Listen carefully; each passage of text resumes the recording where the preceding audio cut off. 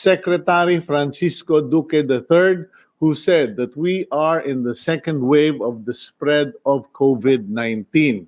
In a virtual briefing yesterday, Health Promotion and Communication Service Director Beverly Ho of the Department of Health confirmed that we are still in the first wave of the pandemic. She also apologized for the confusion that previous announcements may have caused the public. Next up, over 1,150 people nationwide have been arrested due to violations in quarantine protocol, says the Philippine National Police. More than 900 of these cases are from the National Capital Region. 153 offenders were caught in Mindanao, while 81 are from Visayas. In line with this, the PNP has also set up modified checkpoints nationwide as the rest of the country moves to general quarantine. The national government is still looking at zoning or localized lockdowns to stem the spread of COVID-19, where the PNP is also expected to play a crucial role. Next up, more than 500 overseas Filipino workers or OFWs have tested positive for COVID-19, while over 14,000 have been cleared to go home. The Philippine Coast Guard, who's handling the OFW management of arrivals, reports that those who tested positive have been isolated and are currently treated at quarantine facilities. Those who tested negative, meanwhile, have started going home since yesterday. The military and police taking over the distribution of cash aid, while with the military and the police taking over the distribution of cash aid, local barangay officials are still expected to play a significant role. The presidential spokesman says this is due to the fact that they are the ones who know their constituents. But with the presence of the Armed Forces of the Philippines and the Philippine National Police, the national government expects a faster process. The Interior Department has previously reported that over 1,800 barangay officials are facing investigation over allegations of corruption of the Social Amelioration Fund. Okay, that's basically our headlines for today. There are still quite a lot of things on the front page, but just out of curiosity, there's a photo of UK Prime Minister Boris Johnson going to Downing Street and wearing a Philippine t-shirt, tourism t-shirt. And that seems to have caught quite a lot of attention. There's also a photo there of a Michelin chef I think in Washington, who has solved the problem of social distancing by putting mannequins on the tables so that people don't occupy certain chairs. Now, speaking of social distancing and quarantine, let's go to our first guest. We have, I think, on the line, we will find out if we have him available, Dr. Jaime Galvez Tan, former Health Secretary of the Philippines, and we will find out if we can now connect with him. Little by little, I don't know, there's something wrong today. We started out with echoes, we started out with connectivity issues, and I don't know if it's because it's a Friday. Okay, I just got a cue that we will go to our other guest, a friend of mine. He is also a fellow columnist in the Philippine Star. He is a restaurateur, Mr. Andrew Masigan. Andrew, are you there? Yep, I'm here, Cito. Good morning, and thank you for having me. Okay, thank you for joining us this early in the morning. Don Andrew, I know, senyor, na mahirap kang gisingin ng maaga dahil sa marami mong gawain. Sorry, Right, right. I'm just making making light of the fact that you own a restaurant where Oh, people enter, everything is in Tagalog, and then mm. siyempre magandang umaga po, senyorito, etc. What's the name of that restaurant? XO, right? Yeah, it's actually a group of restaurants. XO46. We have five branches of XO46, and another brand called Arosa Siha, which we have 19 stores. Mhm. And then that's a Spanish restaurant, right? Arosa Siha is Filipino Spanish. Okay, Filipino Spanish. Is that the one where you guested us with some columnist in Makati? Yes, that's correct. Ah, That's okay, correct. but okay. So from if I am correct, you have like 13 restaurants, right? We have 31 at the moment. Oh, sorry, I read Yeah, it the other way yeah. around. 31. Okay. Now, here's the thing. You're pushing or suggesting that government consider opening dine in, meaning allowing customers to go into the venues to have their meals, sit down instead of just pick up orders. Now, people will say, "Are you nuts? Don't you know that there's a COVID-19 pandemic and that restaurants are one of the hot spots?" In fact, there was a video presented in Tokyo or somewhere in Japan that showed how dangerous buffets can Mm. be in transmitting COVID-19. What's your reaction to that? Well, two things. First thing is, I think nobody realizes the sensitivity of our restaurant environment to infections more than we restaurateurs. No, so we've taken many. I think we've gone over and above. Many of us have gone over and above the call of duty, in as far as ensuring safety and securing that our customers are not infected. It's not all restaurant groups are the same. So some will have more stringent measures than others. But rest assured, a lot of the competent ones, or the bigger groups, certainly have their safety protocols in place. Okay, you used the word bigger groups. Now, I was speaking with my wife, and we were talking about restaurants earlier, and I said perhaps this COVID-19 will create a natural process of selection, because I think you, among others, would know that there are just too many restaurants in the Philippines. Mm, And not just, I don't know your definitions, Guy, but mm. there are fast food chains that are dine in. There are restaurants that are elite, like your arroz, whatever arroz. Yeah, Uh, we have, how do you say esiha? in Okay. Spain, they say Esija. We say it Esija, but in Oh, Spain, it's Esija. It's a esiha. province. Yeah, it's a province. Oh, okay, now here's the thing. Okay, it will become a natural process of selection because there's just too many. What do you have to say about that? That there's just Yeah. too many restaurants in the Philippines. You know what? Okay, let's put some numbers to back that up. As of the 2017 census, there are 16,346 restaurants with a dine-in component. And these are stratified in different ways. One is fine dining, which Mhm. where we belong to. That's our category. Another category is casual dining. The other category is fast food, and the next category is cafeterias. But collectively, there are 16,300 of us. Um, and that's fine, no? Because even the market conditions really give us, there's a really natural selection with market conditions and fair Mhm. competition. So even without COVID, the weak ones are already called out, and those that are not viable are already called out.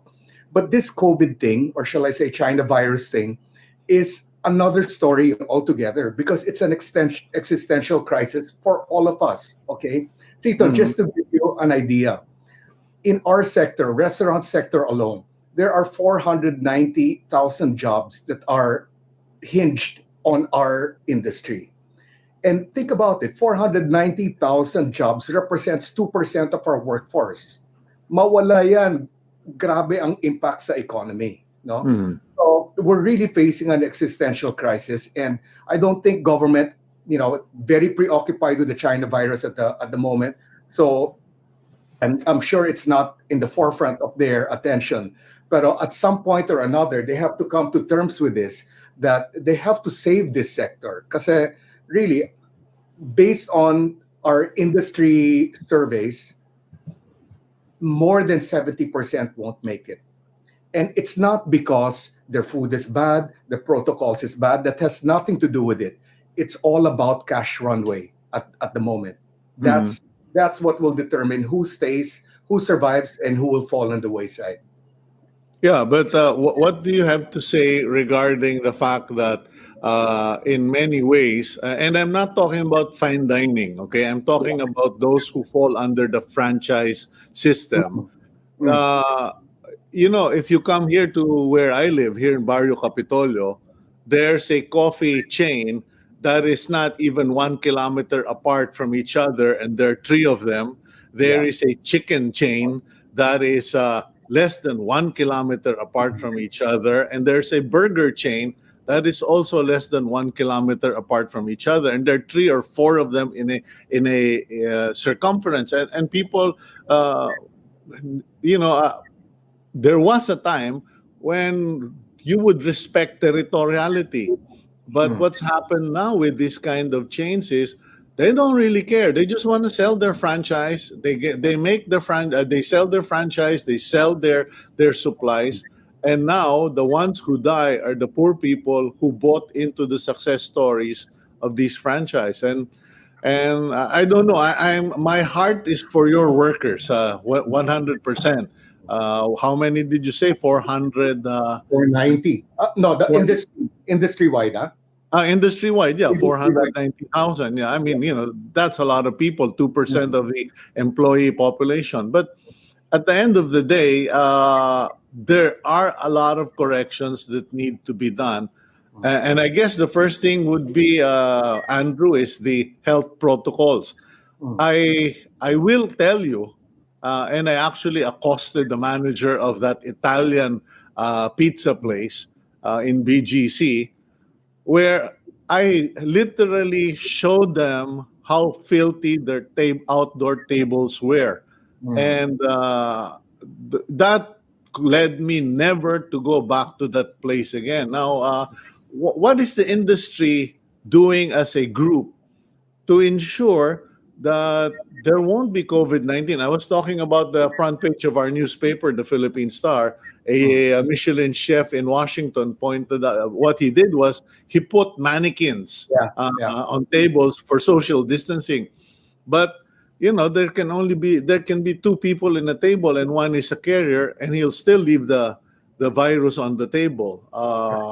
What safety protocols are the industry players talking about? Well, let's take the franchise issue first, okay? The Yeah. franchise issue where franchisors award, normally it's a 1 kilometer radius. That's the standard. It differs between companies, but par for the course is a 1 kilometer radius, Mm. uh, the area of exclusivity. But this happened starting, if I'm not mistaken, maybe 2014, when consumer spending was just exploding, no? Mhm. And it has to do with the density of certain localities. So they've justified awarding multiple franchisees per locality because the population of that locality justified it. So if it's a very dense area, let's say Barrio Capitolio or BGC, then they're able to make the numbers work. Now that said, perhaps they survived pre-China virus. But at this Mm. point in time, we rely only on takeout and deliveries. And if you take a survey across our industry, Some do better than others, no? Pero par for the course, mga 20 to 25% lang of normal sales is what restaurateurs realize now on the back of takeout and delivery. And these franchisees that are grabbing or, in stiff competition with one another to grab the takeout and delivery market will not survive, unfortunately. Not with a small pie of just 25% of the normal market. Impossible. Okay. What's the grim scenario, Andrew? You've got 31 restaurants. There are 16,000 plus restaurants all over in Metro Manila. I suppose you're talking about Metro Manila. What's the grim scenario with COVID-19? How many are going to close? Like I mentioned earlier, it doesn't depend. It has nothing to do with quality, safety protocols, maybe a little bit, but it has everything to do with cash runway. So those who have a cash runway that's sufficient to take them over the edge, maybe 6 months from now, they will survive.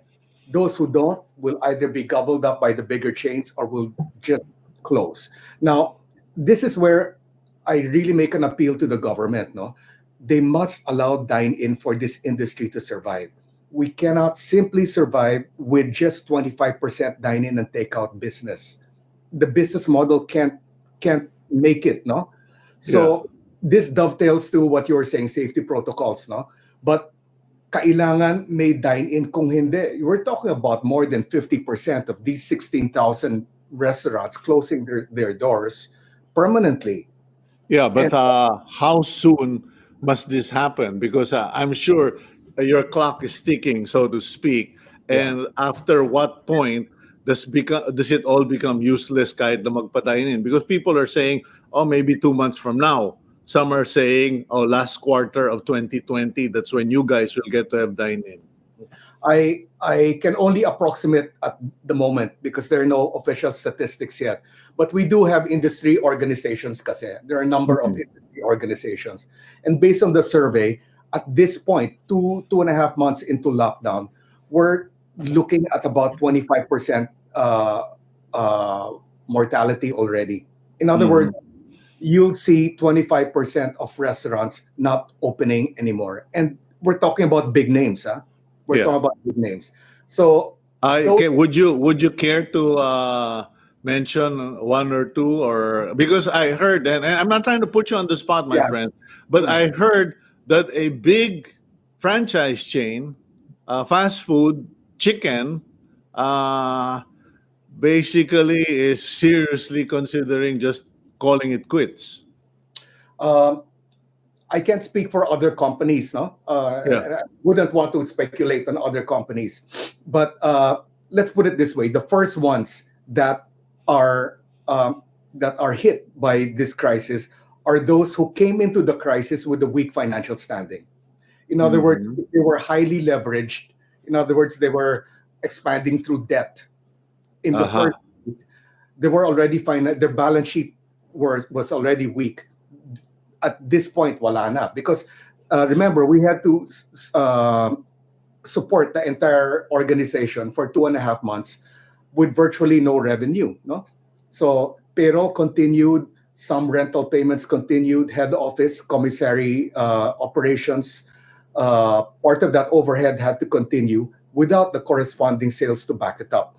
It's quite a heavy toll to take, Cito. No, so if you really don't have reserves, wipe out ka at this point. But am I correct to say that the biggest mistake of these guys who will be folding up is that their greed borrowed against their future?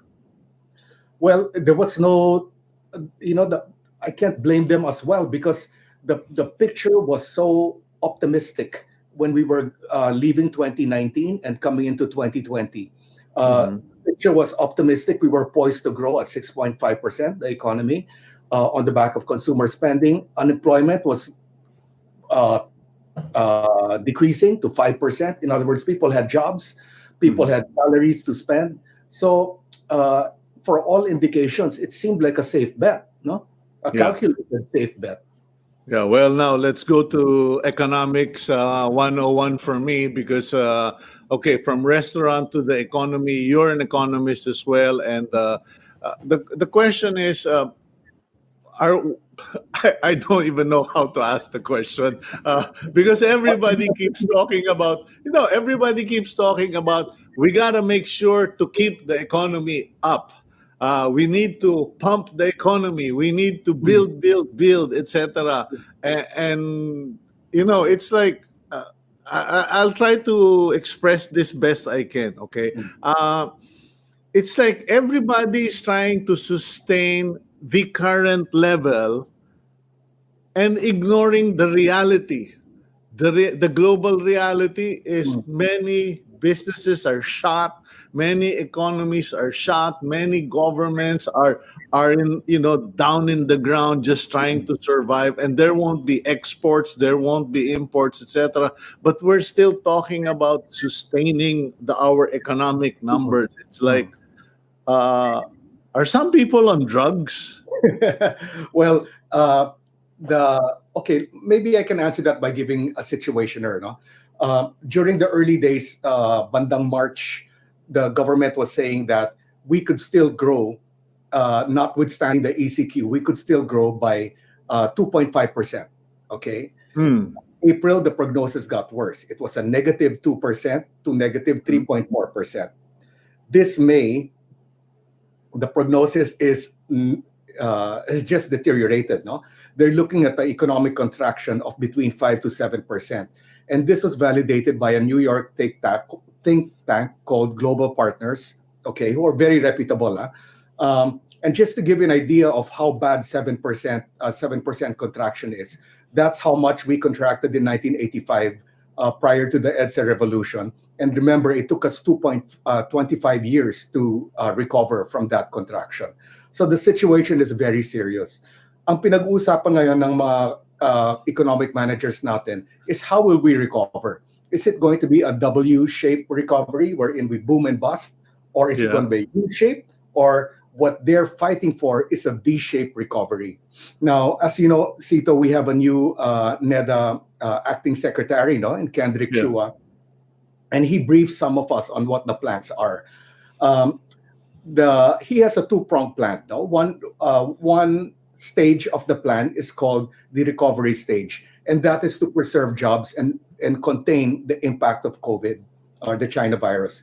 The second phase of the plan is what is called the resiliency stage, and that is to pump prime the economy. That's what you're talking about, Cito. That's what you were saying. Parang government wants to maintain the old growth rate, and that's exactly what Secretary Chua is saying. They want to bounce back strong, and they're looking at the 7.1 to 8.1% growth rate next year. And they have a package of reforms to make this happen.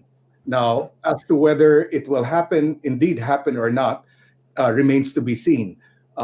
We can dive into the reforms if you want to, but let's just Well- say that that's the direction of government. Yeah, but look, you just said earlier that it took us 25 years to recover from the economic contraction during pre-EDSA. It took us 25 years to recover.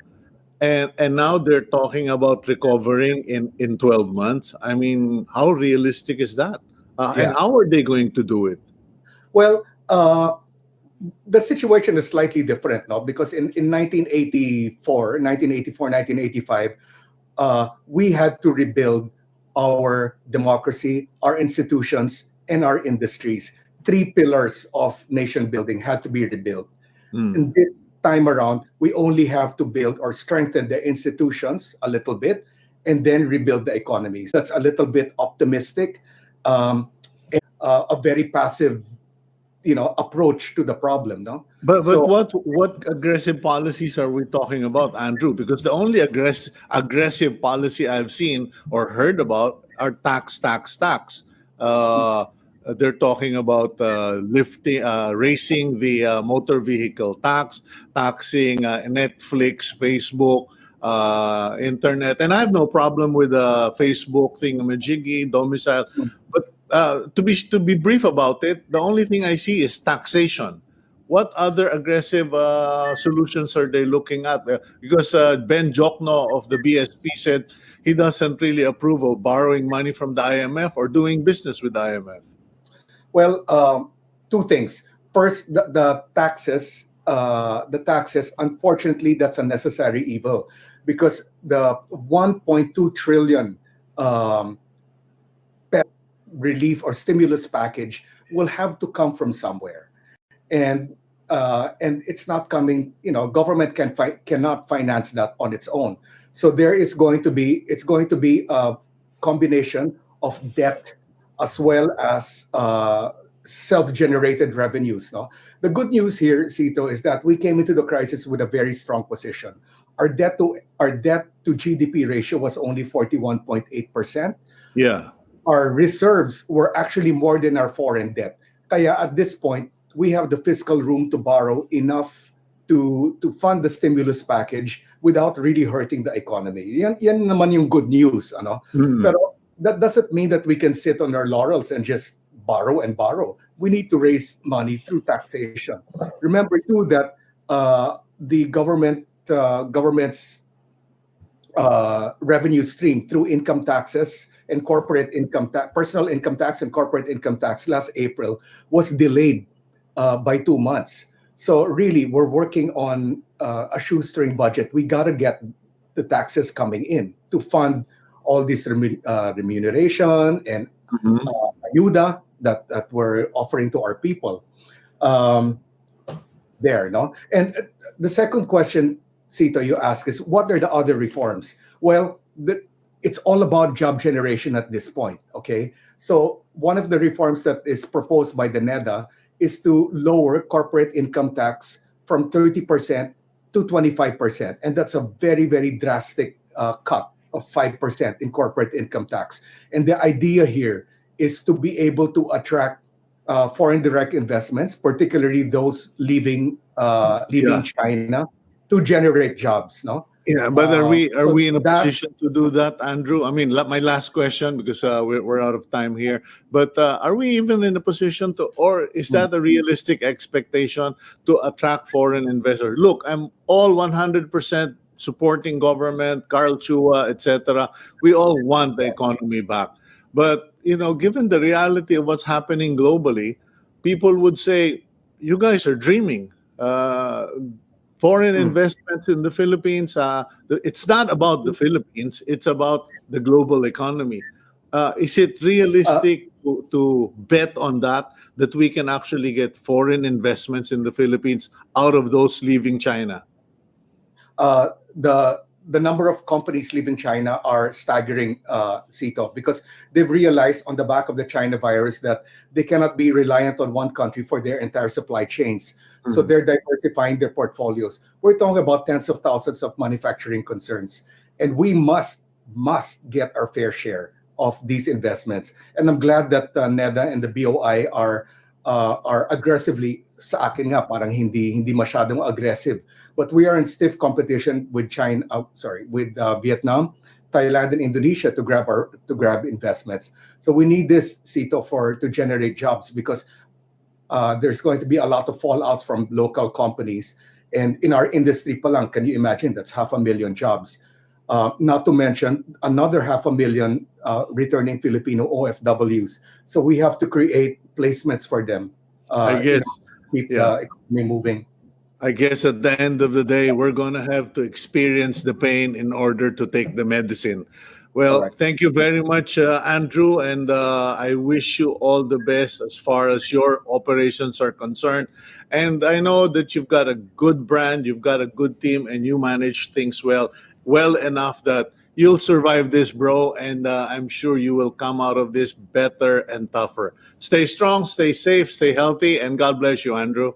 Yeah, God bless you too, Sito, and thank you for this opportunity to share.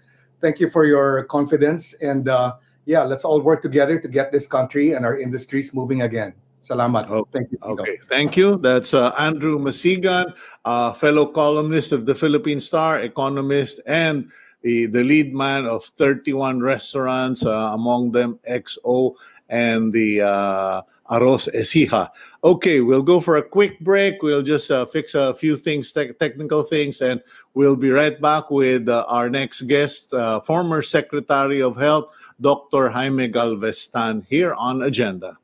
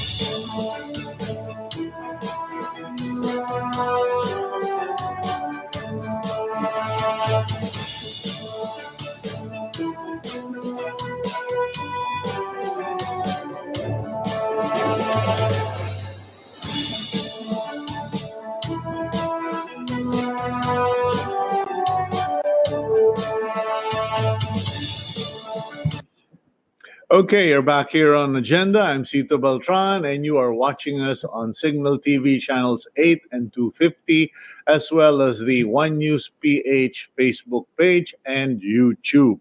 We just a point of clarification, ladies and gentlemen, not that anyone's complaining, but in case you're wondering whether I am pro or con, anti or administration, whatever, I am not. I have no political colors. I am color blind in terms of politics. And if I am asking questions and kind of expressing them in let's call it in a harsh manner, I'm merely mouthing what many ordinary Filipinos are talking about, and members and people in the business and commerce industry, because the questions need to be asked the way people are asking them. And I'm not going to pretend to know everything about these subject matters. I am not a subject matter expert. By the grace of God, I am only able to basically carry on the conversations. And speaking of conversation, let's now go to a sensitive matter, which is medicine, the health sector. Our next guest is Dr. Jaime Galvez Tan, who served as Health Secretary of the Philippines from 1992 to 1995. He's also a professor of the University of the Philippines College of Medicine and chairperson of the Health Futures Foundation. Secretary or Doctor Jimmy Galvez Tan, good morning, sir. Good morning, Cito, and it's nice to be here on Agenda. Thank you very much for the invitation. It's just Okay. Doc Jimmy. Okay, Doc Jimmy. I guess my question to you is, what is your assessment of the medicine? And I'm using the general term of how we have dealt with COVID-19. Because there are articles now that are being written or have been written where one writer said the Philippine solution to COVID-19 is a military solution using ex-military generals, using the PNP and the military to quarantine people, but barely any medicine. One even said the only group to fight COVID-19 without an epidemiologist in the first five, so to speak. Yes, well, let me answer that, Cito, by saying that it will not be only a military solution. It will not be a medical. What I'm trying to say is a societal. It's a whole of society, whole of government approach that will really address the COVID-19. I just like to say it's not even in the hands of the doctors, but it's in really the hands of many sectors that will have to get together. Yeah, because in the beginning, it was all about frontliners, helping the frontliners, protecting the frontliners, and equipping the frontliners. Tapos ngayon, naging the police and the military doing the quarantine with the barangay leader. So you're saying it's a society, the whole of society approach. But is it really a whole of society approach as far as this current team is concerned? Because I've spoken to other experts and a former secretary of health as well. And ang balita ko parang walang shout out, walang invitation para sa inyo. I agree. That's the same, no? I agree. It's not yet the whole of society, but I've always been advocating that it should be a whole of society, whole of government approach. And unfortunately, yes, in terms of, for me, I have my own parameters. We're not yet moving towards there, but I'd really like our society to move, and the Philippine government, the private business sector, academics, as well as civil society moving together. Would you be kind enough to please share some of the parameters or ideas you have on how we should correct our battle plan, our strategy against COVID-19? Well, first of all, the most visible sign is really our testing. Okay. So I've always said that in March 30, I will put that my March 30 is my, what do you call this, the measurement, no, not January 31. Okay, January 31, we only had one testing. I'll talk about the testing because it's very essential. I'm saying we have not tested enough.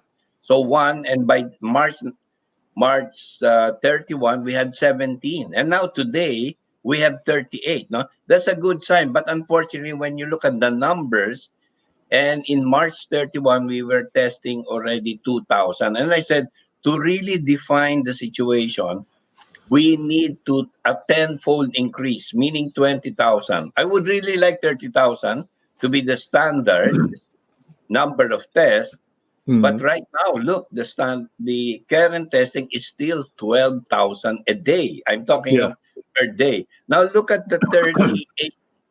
I mean, these are both public and private, okay? But these are really both hospital and non-hospital based. So in a sense, there is some whole of society, whole of government there in the testing. But why not enough? Because civil society is not involved. I mean, why not enough testing? If there are 38 laboratories that has a capacity of 2,000 to 5,000 tests a day, why are they not meeting even the 1,000 tests a day? And that should mean if each laboratory that open is going, maximum is 3 to 5,000, how come right now, if we do 1,000 tests a day, we would have 38,000 a day for each of those labs. No? And right now, it's nice that it's now all over the Philippines. Well, not yet, but at least in the stage of a Department of Health briefing yesterday, they intend to put up 30 more, which I agree we should have. No? Because if we compare ourselves with other countries in Southeast Asia, Vietnam alone has more than 100 testing areas. So, I mean, that's one. Cito, when will we have a 20,000 a day? That was promised by April 1. Okay? Yeah. And now it's already April 20. It's May. That was promised April 30. I'm real. I'd like to stand corrected. And now it's already May 22. Yeah. As you were saying. And we're not even nowhere the 20,000. Okay, so that's one. I'm measuring in that one parameter. Why do I say we need civil society? Because civil society can mobilize the communities to have their testing. Now, even in the priority list of the department, we're just not getting enough.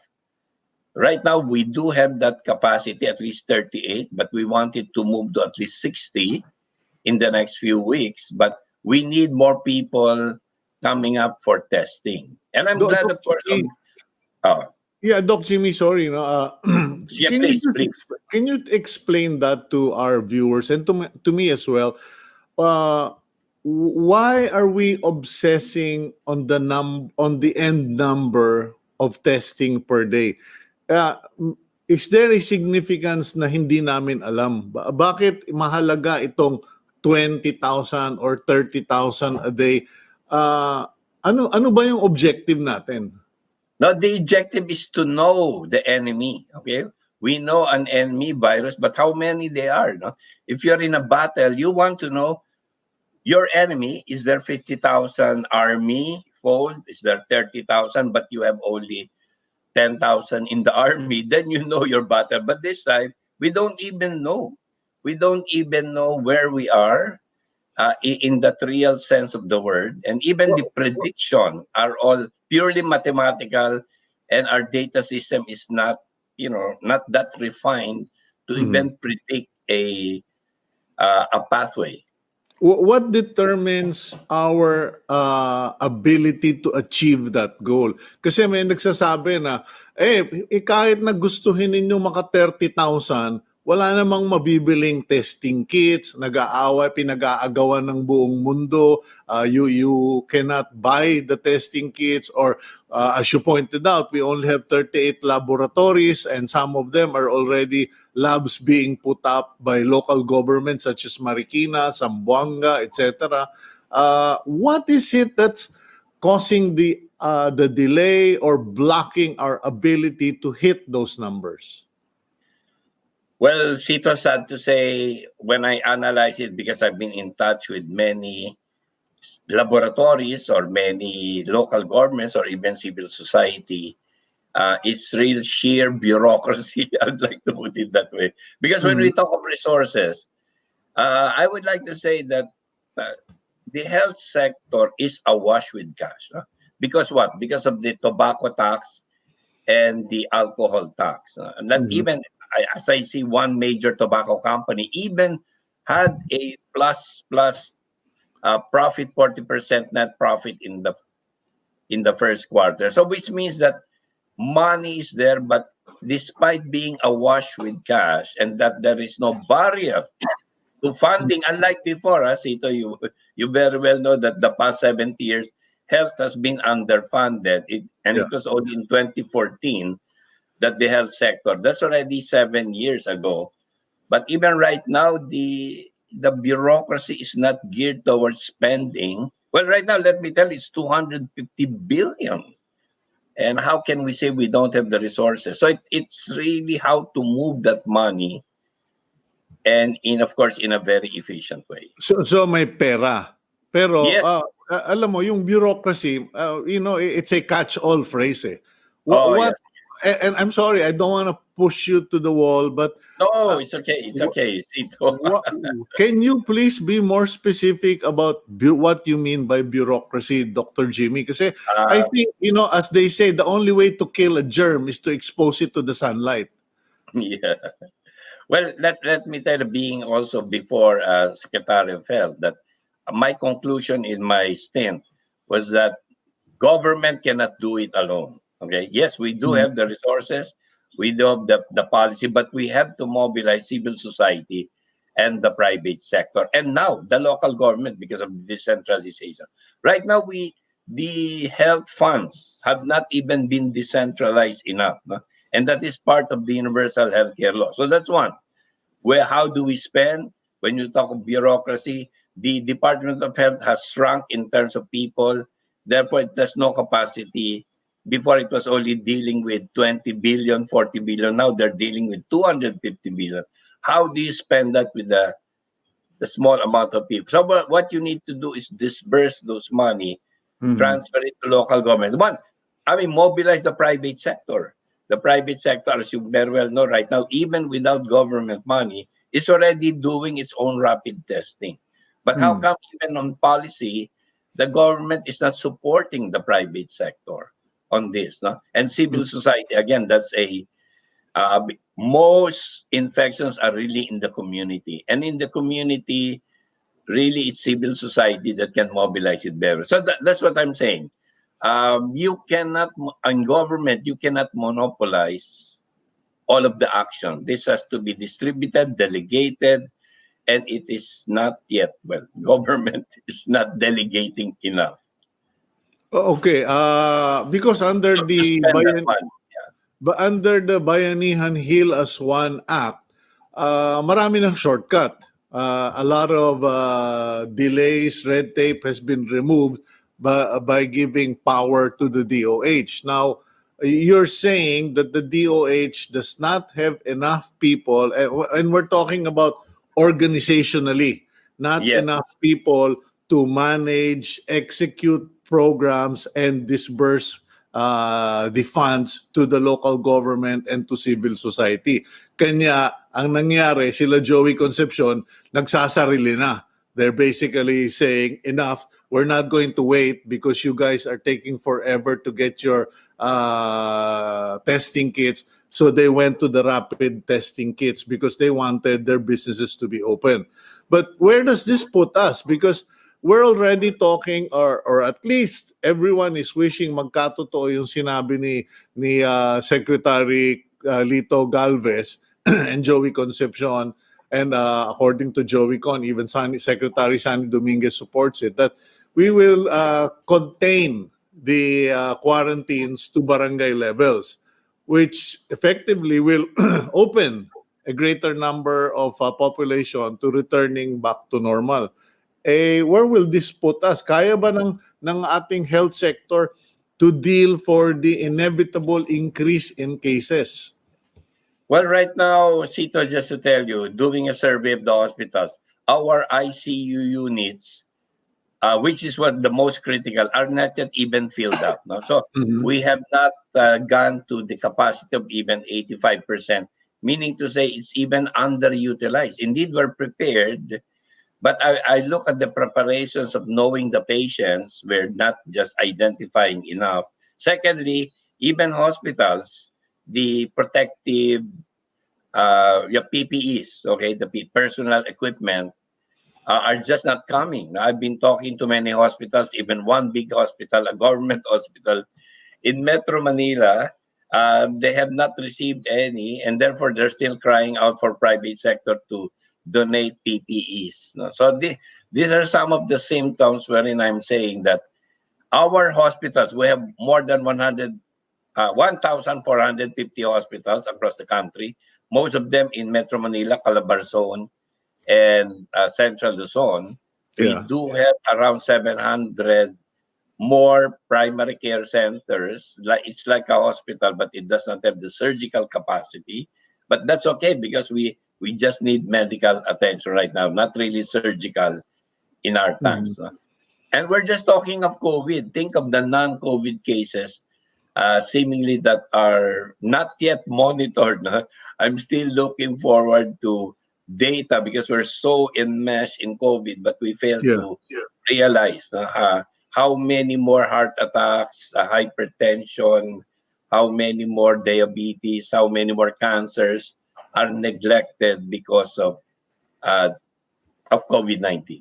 You raise a valid point, Doc Jimmy, because yes, we are so obsessed with COVID-19, and understandably so, to the neglect of other equally important issues. Kasi ang isang concern, I think, during your time, you had at least exerted efforts for public education and Yes. information.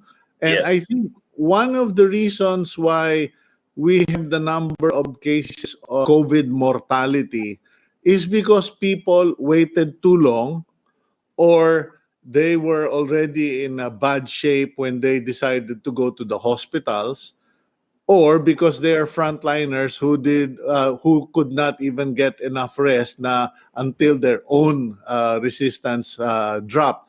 Now, what about the public awareness or knowledge of people regarding COVID? Kasi lahat kami takot pumunta ng hospital eh. No, Yes. Kaya, seriously. you know, We don't know the state of hospitals right now. Is it safe to go to a hospital? Or is the public educated enough to know what's the situation is? well, unfortunately, no, no. And in my dialogue with the president together with health experts last April, I was in fact telling that we should have, first of all, a national comprehensive communication plan. And I was always telling to everyone in the cabinet is how do we communicate with the poor, the poorest? How do we communicate this with fisher folks, with farmers, or even urban poor communities? Now, I mean, informal labor. So that has not yet happened enough. And just to show you, Cito, in terms of local government capacity, this was again a briefing by the Department of Health yesterday, which I attended. There are only 2,000 isolation facilities. Remember, we have 42,000 barangays, okay? Let's just say barangay. We have at least more than 2,000 local governments, cities, provinces, and municipalities. So we're not even there. We're not even there in terms of the preparation at the Doc community Jimmy, level. I'm sorry. Is it possible you're mistaken? Because what they're telling us is you have the Philippine Sports Arena, you have the World Trade Center, you have etc. etc. And parang yung press release is now far from reality kasi even Secretary Galvez was saying, pag dumating itong mga OFW na ito, magkakaproblema. And I was scratching my head. Are you saying we only have how many? 1,000 isolation No, units? 2,000 yung sinabi sa. This is countrywide, no? Metro 2,000. Manila, we do have those mega isolation units, and it's not even full. I mean, just to say now, no? Oh. So, I mean, that's there for Metro Manila. And Metro Manila is the epicenter. That should be correct. What I'm trying to say is the country, as we open up, particularly in the other areas which are still at risk. No? But again, the most at risk is really Metro Manila, Metro Cebu, Metro Davao, and Baguio for now. The rest of the country are really in a moderate to low transmission, mainly because we do not really know the enemy in those areas. And right now, as the laboratories are being put up, and let me first go, Cito, no? Kasi yung rapid testing, I know many clinicians do not like it, okay? But that is a public health tool. Let me explain this well, because the PCR, which is the gold standard, I call that the clinician tool. It is very important for a doctor or the medical community to know who are infected and not directly with the virus. But it's also important to know the community diagnosis. I call this public health surveillance. They are not contradictory, okay? The PCR test, the rapid testing being done by Joey Conserv, they are not contradictory. They're, in fact, complementary, that we will get the information we need so that we will have a better response to COVID. Now, unfortunately, when you look at the guidelines, there is really no support, for the rapid testing. Okay. Yeah, no. One of the well, my last question, I have to say, kasi lumalabas nga dyan sa rapid testing and the PCR test, there's already now, a quarrel of sorts, a difference of opinion. Now, as far as the health sector is concerned, given what happened with the wavering issue, nagwave from first wave, second wave, and third wave, would it be accurate to say that even in the health sector, we are not united?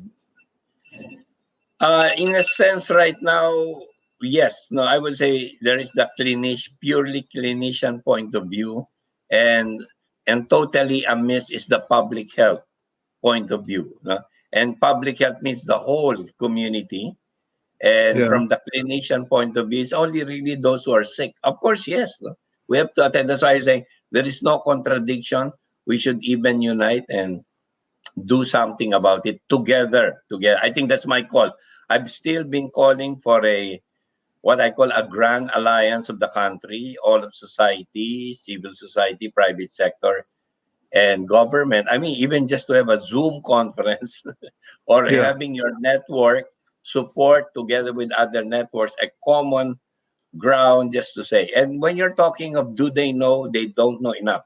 I've been talking to, I will not mention the province, in Southern Luzon, and even mayors, barangay captains would not like to put up the community isolation facility.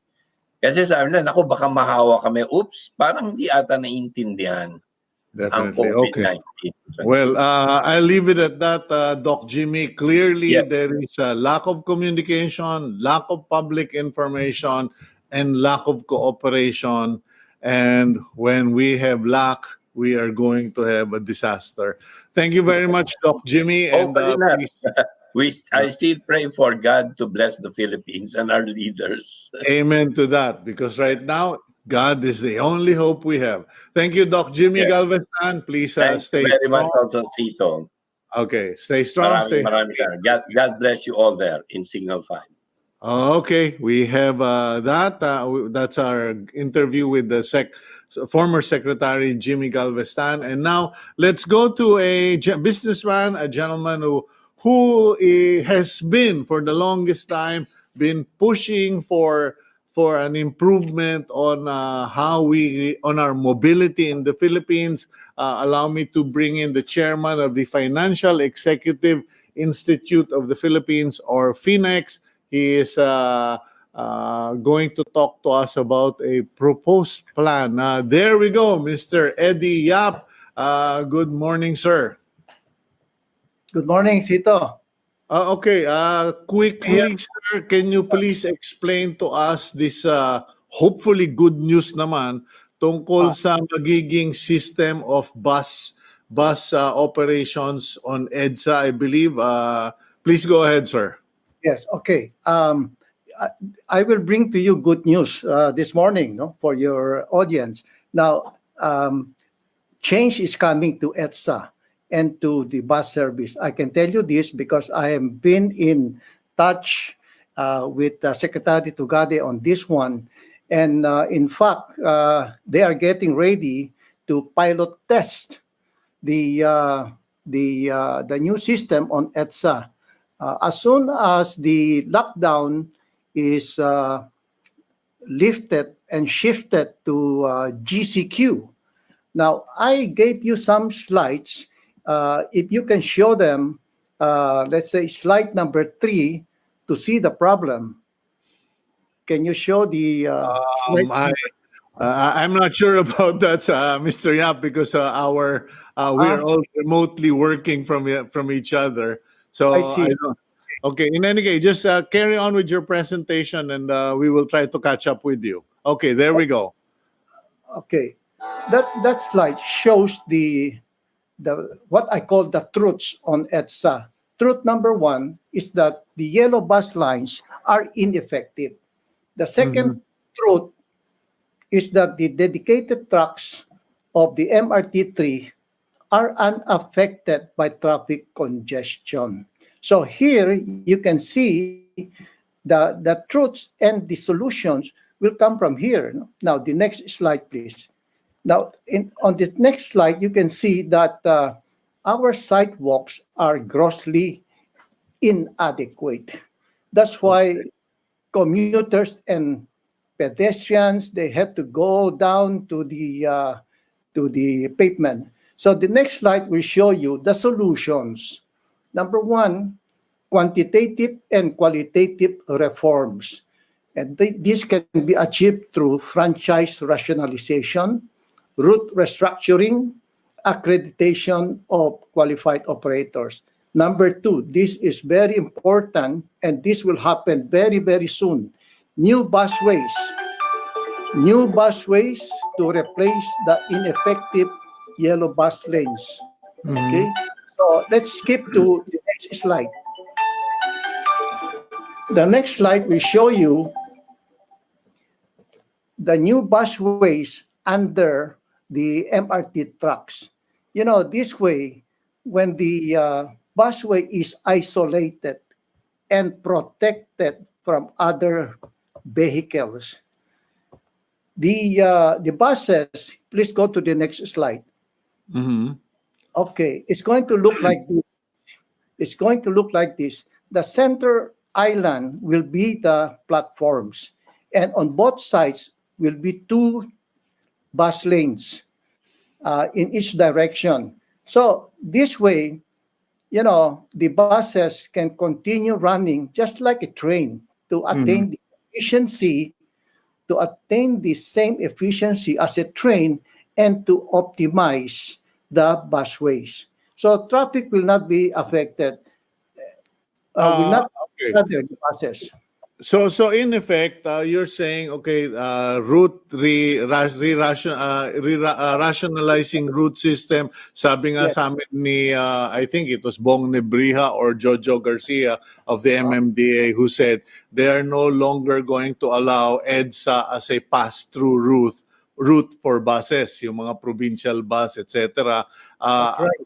Magiging ruta na yung EDSA. So kung may bus sa EDSA, para sa EDSA lang siya, hindi siya yung tawiran, no pass-through. Now, in your presentation, the buses will no longer be on the sidewalk side of Yes. EDSA. It Yes. will be, they will all be under the MRT At tracks. the median lane. On the adjacent- median lane. Yes, Oh. adjacent to the MRT 3. Oh, so- okay. In this picture alone, you can see the change will be like this, and this will conform to the universal standard of dedicated busways. Mhm. Matagal na ito in other countries, no? So finally, we will be joining the systems abroad. Thanks to Secretary Tugade, I had a Mhm. long meeting with him, and Yeah. I can tell you he is determined to implement this. He sees the benefit from this reform, and definitely he told me and his team in our meeting that he's going to implement this as soon as the lockdown is lifted. And I guess there will be people who are saying, paano tatawid ang mga pasahero ng bus? How will the passengers cross? And I guess your idea or your proposal makes perfect sense, because if those buses can unload on the very MRT terminals, then the passengers will simply have to use the same pedestrian bridges or passenger bridges that the MRT passengers are using. bingo, you got it right. Cito. Okay. So Gagawin well, bridgeways. okay. Well, I think that is the best good news we got for today.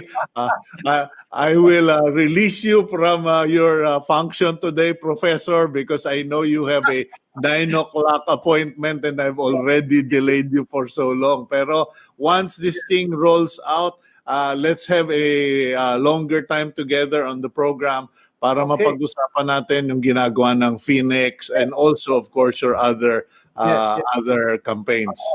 Just a correction lang, no? I'm the Yes, sir. chairman of the National Affairs Committee of FINEX.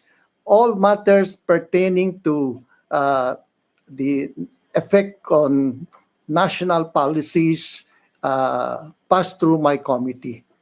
Okay. Okay. So- Well, I Thank will you. look forward to that next meeting. And sorry, alam mo naman kami sa broadcasting. Okay lang. Talo pa namin ng Navy. Ang bilis dumaw, ang bilis umalis. Okay. Okay. Thank you very much, sir. Thank you. Thank you. Thank you. Okay. Okay, that's Chairman Ed Diap for the National Affairs Committee of the Financial Executive Institute of the Philippines. I just got a message from Senator Pia Cayetano regarding her guesting for today. We will try to see if we can salvage that. I've really been wanting to guest Senator Cayetano on the show, and we don't really know how we're going to shuffle things around. But in any case, if Senator Cayetano is watching, I promise you we will try our best to get you on the show at the earliest possible time, because I am really 100% behind Senator Cayetano's bill for dedicated bicycle lanes, kasi nakita ko na yan sa Holland, nakita ko na yan sa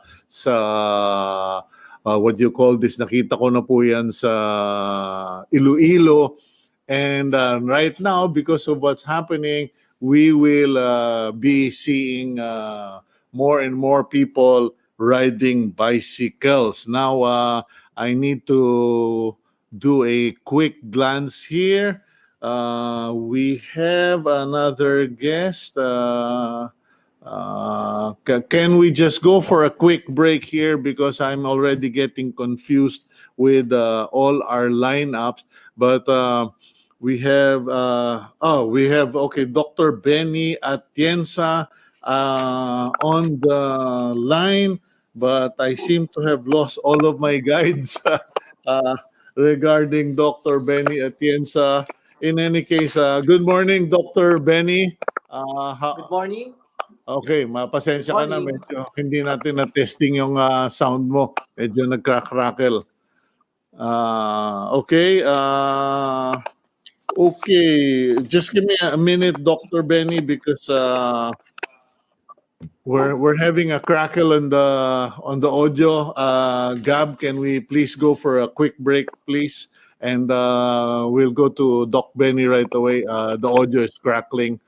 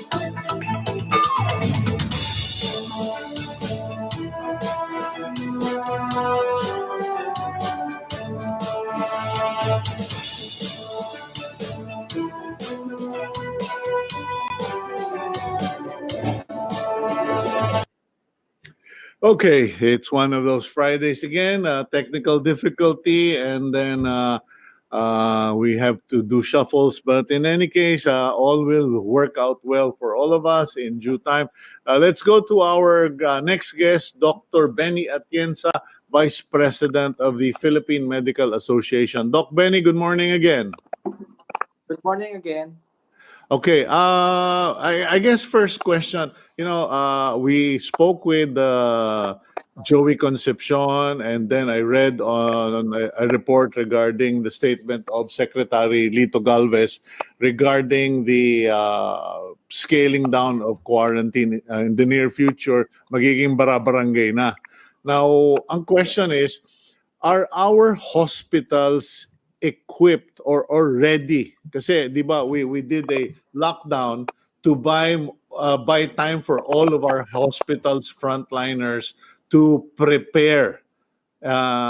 Now, ready na ba kayo if we start going back to normal and cases start happening? Are the hospitals able to deal with these cases as they happen?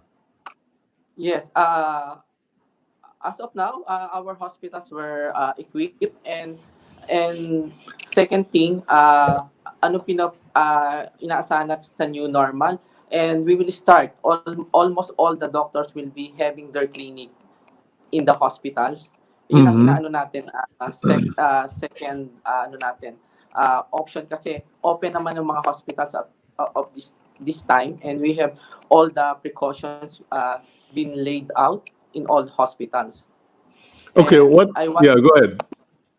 Then we have several guidelines for our patient in the clinic and for the doctors. For the doctors, we require them to use the mask and the N95 mask for the doctors. And if not available in the clinic, they can use the surgical mask, and uh, using gloves for every patient. Then they may use the isolation gown, if not PPE, and they can change every gown after each patient. Yun ang recommended. Then using gloves, they must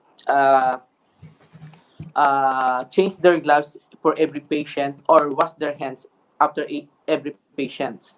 Then they must use the closed shoes and booties if necessary. And regarding the physical setup, the clinic should be open, all the windows. They might not they should not use their air conditioning unit in the clinic. They may use HEPA filter, or if not necessary, they can open all the windows and the door of the clinic. And we Mhm. should have the distancing of the patient. They should be distancing should be at least 1 meter to 2 meters away from each patient. And scheduling of the patient is more important. Then the patient must have the patient and the accompanying person should have must wear their own mask. And patients less than 2 years old are not recommended to use mask, kasi baka mag-suffocate sila. We cannot say na mamaya nahihirap silang huminga, like that. Then on the physical setup, again, we will require the plastic barrier or acrylic barrier are not recommended, since na yung doctor naman may face shield naman siya eh. Mhm. Importante, doctor should wear the face shield, and in kung may salamin siya, pwede na yung basta may ano siya, may face shield like me, face shield na lang, and the hoodies. And most important is the our patient should be scheduled for consult, and we will separate the clean patient from the yung may sakit. If meron siyang cough and colds, we will triage them to the emergency room or the COVID team para ma-assess, baka mamaya COVID siya. Then if not, we can examine them thoroughly kung walang cough and colds. Then we require them, the patient and their companion, uh, to declare their health situation. Mhm. Importante, they had history of travel, history of exposure to COVID patient, or to other health workers that had COVID. And importante yung history nila. Then regarding to the patient companion, we limit their companions to one, especially sa child, and they must take the temperature then, and they must declare their health situation. And regarding the secretary and staff of the clinic, we require them to decrease the number of secretaries, and dapat they have the full gown with facial shields and other protective mechanism. And kung magbabayad sila, they can pay through banks or GCash or PayPal para yung transmission through sa pera malilesen. At saka schedule yung patients. We require them to have less patients in a day. And like in our clinic, if you have, like in our clinic, we are four, we have to divide one one doctor per day. Hindi na pwede yung sabay-sabay kasi we need to clean the clinic after each patient. Yeah, Dr. Benny, I really appreciate all of the details you're sharing. And that's really good news na meron na kayong plano for normalization. But Yes, yes. hindi ba delikado kasi I'm not being a naysayer, no? But there are many hospitals I've been to kasi I usually go to public hospitals for consultation. And ang mga public hospitals, ang mga building, masisikip ang mga hallway, lalo na sa mga clinics, sa mga clinicians sa offices. Hindi ba delikado yan? Are you going to do pre-testing of patients require by rapid testing or something bago sila pumasok? Rapid testing kasi mahirap naman yung the rapid testing kasi kung i-require mo pa sa patient, baka hindi na pumunta yon. And how much is the rapid testing? And through history naman makukuha mo yan yung sa ang rapid testing is now a debatable issue, as you know, and we and kailangan mapag-aralan natin. In the rapid testing, there are 38 rapid testing, and what are the Philippine Medical Association is requesting from the FDA and the DOH is to give us the at least top 10 para makapamili tayo kasi hindi natin sure if mura yung rapid testing, effective ba siya kasi there are 38 na inapprove ng FDA, but since sa DOH hindi pa nire-release ang mga rapid testing, and this the rapid testing is more on the nire-require nila ng sa before entering their work sa mga industrial. This will be the function of the industrial doctors. Okay, so yeah, just to summarize, Sa OPD, medyo mahirapan tayo kung i-require natin yung rapid testing. okay, so no rapid testing, complicated, kailangan ang doktor na lang ang maghanda para i-protect yung sarili nila, walang aircon, yung mga pasyente as much as possible mag-isa, etc. And we always more on this time we must educate the health workers and all the patients. Dapat mas maganda yung maghugas siya ng kamay using the soap. Dapat daw more on bar soap than the liquid soap kasi yung liquid soap pwedeng makontaminate. Then yung bata less than 2 years old, no need of mask kasi baka ma-suffocate, and we advise the parents of the young children to vaccinate their children kasi for the last 3 months we failed to vaccinate our children. Ang problema natin, we must be ready for other diseases na pwedeng i-prevent ng vaccination. And another thing, we must be ready for the rainy season because itong rainy season we will have the dengue season. Pag nagkalagnat yung bata, we will have a hard time, baka dengue siya o dadating dyan yung diarrhea, yung seasonal flu na dadating na rin yan. And we must differentiate from COVID kasi marami tayong like in the States and other in here, meron na tayong mga neonates less than babies less than 30 days namamatay due to COVID. We have 7 reported cases. The youngest is 10 days old. And that's only for COVID. You're not talking about that new symptom or disease that they're talking about that causes inflammation among among children. Yes. Iba pa yan. Okay. Lalabas na marami tayong mga sakit kasi ang peak season ng mga pediatric patient is nag-start ng June, July, during rainy season, even sa natin sa adults because lalabas niya yung mga ating waterborne diseases, the diarrhea. Okay. The other diseases, dengue. Sige.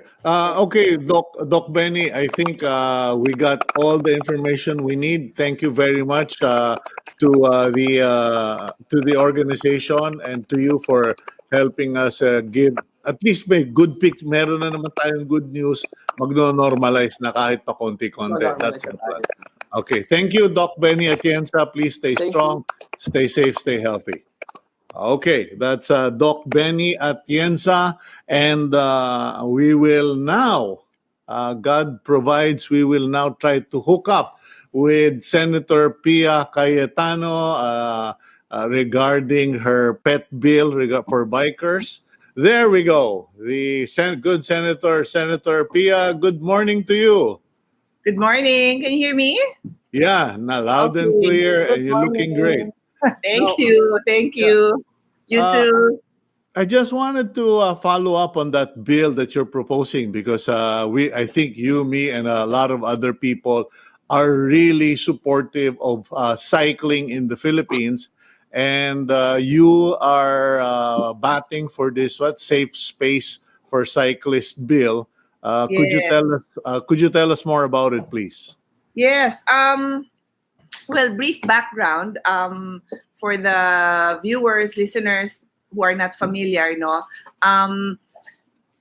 A lot of the work that I do is also based from personal experiences or obviously saan mo hinuhugot, no, yung mga ginagawa mo. So, syempre hindi naman natin kayang maging expert sa lahat, but in this particular case, itong sa pagbabike, hilig ko talaga 'yan. But I'm not imposing just something that I love to do on the public. The reality here is all over the world today as we speak, ang dami nang nag-shift to biking because it appears to be the safest alternative to public transportation, no? Kasi all over the world nag-iingat ang mga tao sa pag-spread ng COVID, and hindi lang naman sa Pilipinas, pero napupuno talaga yung mga public transport, diba? Whether bus yan, train yan. I used to live in New York after college, and dikit-dikit ka. Parang kung anong nararanasan sa MRT, dikit-dikit ang mga tao. Ganyan, nagsispread ang COVID. So, in cities, in Asia, in Europe, in the US, people are going on their bikes. So, nung nakita ko yon, sabi ko, wow, ganyan din ang dream ko. Dati pa, dream mo. Marami sa atin na ganun ang dream. But we can't make it happen because we're stuck in the now. Right now, ang haba ng pila, pasakay sa bus. Right now, kulang ng sasakyan. Pero ngayon may golden opportunity tayo because nawala yung mga sasakyan. Bago magbalikan sana, isama na dun sa kalye ang demarcation for bicycles, and that's why we call it the Safe Pathway Act. Kasi kailangan safe din ng bikers doon. It's not just a matter of creating bicycle lanes. Because of the way our streets are currently being used, puno ng bus, puno ng lahat. May ease out naman ng biker, di ba? Baka mamatay naman tayo niyan. So it's called the Safe Bikeway Act because ang priority natin are frontliners who need to get to work. And ideally, itong spaces will be colored or yung talagang may mga nakabarikada talaga yan, and ideally leading pa nga to hospitals. Yun yung parang priority lanes. Okay, because I think this is turning out to be a great Friday because we had Eddie up talking about the new routes and the lane for buses na ididikit na sa MRT. And then you're now talking about safe space for cyclists and bikers. Kasi medyo kailangan ng matapang-tapang and ma-influensyang senadora katulad mo to get this bill through because matagal mo nang pinupush yan, Senator Cayetano.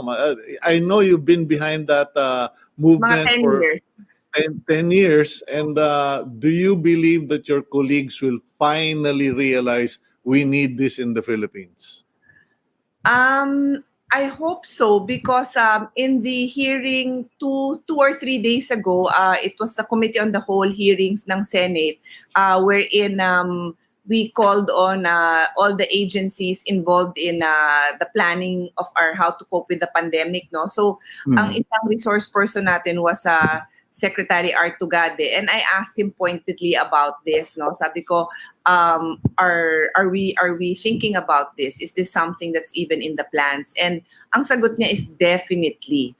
And just to let you know, this goes hand in hand. DOTR is handling it from a holistic level. Hindi naman kasi pwedeng tayong mga bikers lang isisingit natin yung sarili natin. In as much as yung pinaniniwalaan natin is tama talaga, kung walang coordination din ito dun sa ibang public transpo, it's going to be hard to work, di ba? Kasi limited yung space eh. So holistic yung view nila dito, which pasok din siya doon sa dati ko pang final na bill na sustainable transportation.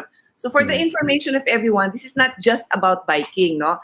This is about making use of alternative modes of transportation, which by the way, includes our feet. So doon sa mga nagsasabing, wala akong bike, pati ho yung paglalakad kasama yan.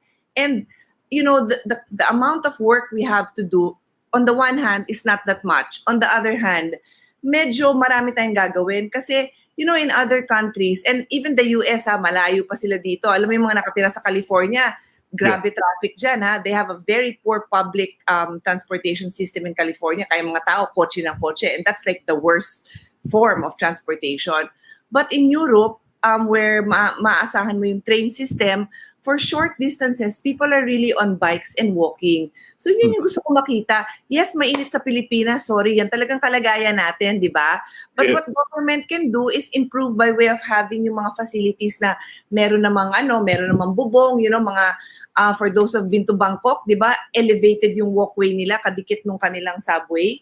Elevated yan. So makakalakad ka ng siguro mga 1 to 2 kilometers na at least meron kang shield from the heat, may mga tindahan dyan.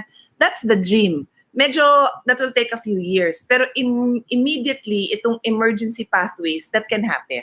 Well, in fact, we don't even have to go to New York or to Bangkok. All you have to do is go to Iloilo. I mean, is it Iloilo? Drilon? Yeah, Yes, Iloilo. Iloilo. They have elevated walkways and raised walkways and bicycle paths para wala talagang masasagasaan.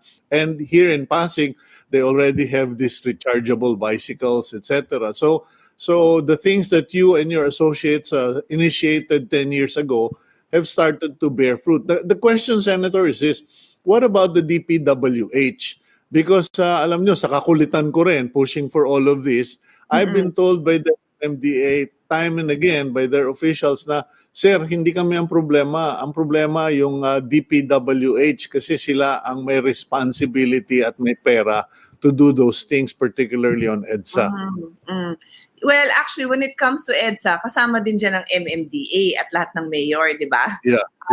That's the peculiar of EDSA kasi wala naman tayong governor sa Metro Manila sa NCR eh. But what I know is nag-uusap naman po lahat ng agencies involved, pati ho yung pera.